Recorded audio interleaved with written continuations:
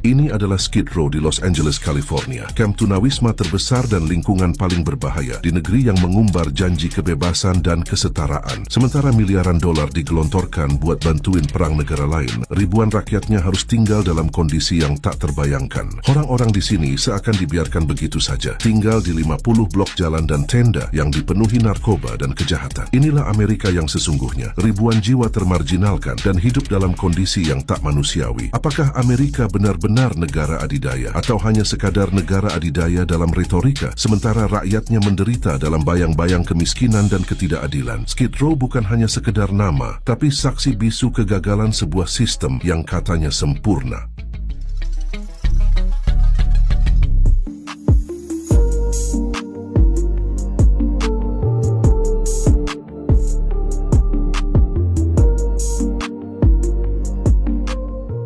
Amerika yang katanya jadi negara adidaya, negara super kaya, dan kerap menyombongkan diri sebagai kiblat demokrasi dan ekonomi dunia, ternyata menyimpan kontradiksi yang mencolok di balik kekuasaan ekonominya. Walaupun menjadi nomor satu sebagai negara maju, Amerika juga punya harta karun yang sama kayak negara-negara berkembang, kemiskinan, dan gelandangan. Negara segede Gaban ini emang kaya. Saking kayanya Amerika hampir punya segalanya. Gedung pencakar langit, teknologi canggih, sampai ratusan ribu gelandangan yang tidur di jalanan juga punya. Bahkan salah satu kota terbesarnya, Los Angeles, ternyata menyimpan sisi lain yang jarang banget kita dengar, Skid Row. Skid Row ini merupakan salah satu area yang paling sering dikaitkan dengan tunawisma di Los Angeles. Bisa dibilang ini adalah pusatnya orang-orang yang lagi susah banget di LA. Bayangin aja, ada sekitar 50 blok penuh sama tenda-tenda yang jadi rumah bagi ribuan orang. Meski luasnya hanya sekitar 10 km persegi, Skid Row memiliki 7.000 tunawisma yang tinggal di tempat penampungan dan sekitar 2.600 diantaranya tinggal di jalan. Sulit untuk menggambarkan betapa beratnya kehidupan di sini. Banyak orang berjuang melawan penyakit mental dan kadang-kadang hanya melihat kamera sudah memicu reaksi yang kuat dari mereka. Ini bukan mimpi buruk yang tak kunjung usai, tapi kenyataan pahit yang tak bisa dihindari. Hidup di tengah tumpukan sampah, jarum suntik berserakan, dan bau nggak enak bikin orang-orang di sana tuh susah banget buat hidup sehat. Ya gimana mau sehat? Di Skid Row cuma ada 9 toilet buat 2.000 orang.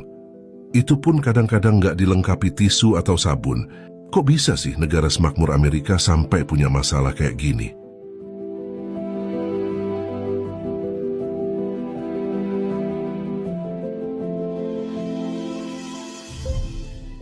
Ternyata, jumlah orang yang nggak punya rumah di Amerika lagi naik drastis, bukan hanya di LA, tapi juga di kota lain. Data terbaru menunjukkan bahwa lebih dari 653.000 orang terpaksa hidup sebagai gelandangan. Itu baru yang tercatat, belum lagi anak-anak dan orang dewasa yang malu ngaku jadi gelandangan. Orang-orang yang nggak punya rumah ini tersebar di banyak tempat di Amerika, kayak New York, Florida, dan Washington. Namun konsentrasi terbesar mereka berada di California, terutama di Los Angeles. Banyak kota lain di Amerika yang kayaknya pada ngirim orang-orang ini ke Los Angeles, terus dikumpulin di tempat yang namanya Skid Row ini. Jadi California yang udah penuh, malah jadi tambah penuh lagi. Gak heran kalau sekarang California, khususnya Los Angeles, jadi sarangnya para gelandangan. Jadi kalau Washington sekarang jadi ibu kota negara Amerika, Los Angeles justru menyandang predikat memalukan sebagai ibu kota tunawisma di negara adidaya ini. Keren kan? Amerika punya 2 ibu kota. Krisis perumahan yang terjangkau adalah penyebab terbesar dari masalah ini. Meskipun banyak dari mereka yang bekerja keras setiap hari, pendapatan yang mereka peroleh nggak cukup untuk menyewa tempat tinggal. Akibatnya, mereka terpaksa hidup di jalanan, menghadapi berbagai resiko dan ketidakpastian hidup. Padahal Skid Row dulu mah keren, tempat nongkrongnya pabrik-pabrik gede yang rame sama para pekerja. Sekarang, malah jadi tempat nongkrongnya para ahli tidur di jalanan. Mereka ada di mana-mana. Di bawah jembatan, pinggir pantai, bahkan taman kota yang asri pun jadi tempat mangkal mereka. Pokoknya Skid Row ini udah kayak kota dalam kota buat para tunawisma. Jalanannya aja dipenuhi tenda ala-ala camping dadakan yang gak pernah bubar. Miris sih. Tapi ini cerminan nyata kalau sistem Amerika lagi bermasalah.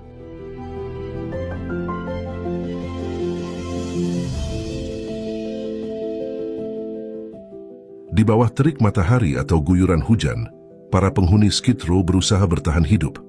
Mereka adalah orang-orang yang terpinggirkan, yang karena berbagai alasan seperti kehilangan pekerjaan, masalah kesehatan mental, atau kecanduan narkoboy, terpaksa hidup di jalanan. Bagi mereka, setiap hari yang dilalui adalah perjuangan tanpa henti. Setiap hari adalah perjuangan untuk mendapatkan makanan, air bersih, dan tempat berteduh yang aman. Mereka mencari makanan di tempat sampah, mengantri di dapur umum, atau sekadar duduk termenung di sudut jalan. Kehidupan mereka diperparah dengan ancaman kekerasan, penyakit, dan penyalahgunaan narkoboy yang selalu mengintai mereka. Lebih dari separuh tunawisma di sana kecanduan narkoboy.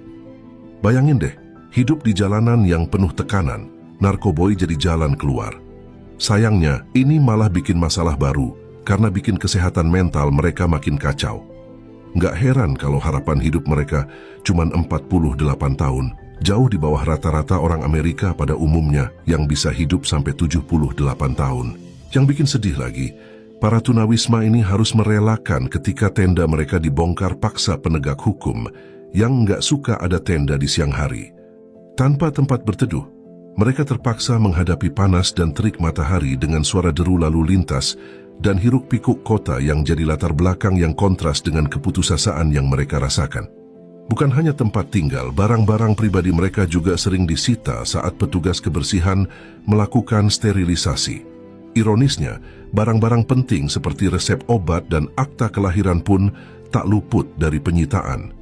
Padahal mereka hanya berusaha bertahan hidup di tengah keterbatasan.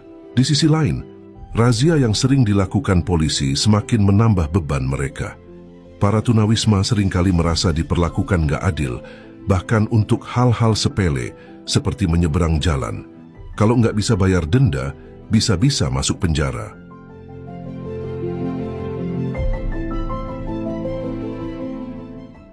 Kehidupan para tunawisma ini kayak sinetron India, penuh drama dan penderitaan. Selain sering kena stigma sosial dan dianggap beban masyarakat, keamanan mereka juga terancam sama bos-bos kecil penguasa jalanan. Banyak mantan napi yang jadi tunawisma karena susah cari kerja dan tempat tinggal. Mereka kesulitan beradaptasi dengan lingkungan dan dianggap enggak layak dapat bantuan. Jadi akhirnya, ya balik lagi ke jalanan. Kehilangan 4 nyawa tiap malam adalah bukti nyata kalau krisis ini bukan hanya sekedar masalah sosial, melainkan cerminan dari kegagalan sebuah sistem. Amerika yang sering dibanggakan sebagai contoh demokrasi yang cemerlang, ternyata gagal menjamin hak dasar warganya sendiri.